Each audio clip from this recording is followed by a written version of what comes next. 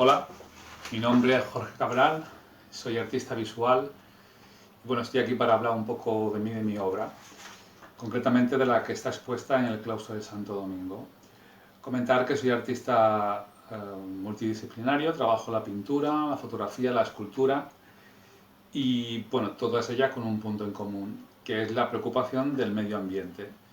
Eh, de hecho, muchas de estas obras, y concretamente la que está expuesta en el claustro de Santo Domingo, está hecha con material totalmente reciclado, dando de esta manera una segunda vida a estos materiales.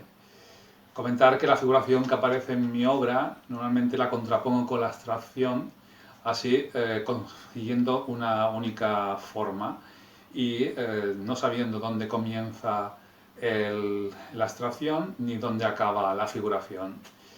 Bueno, espero que os guste este trabajo.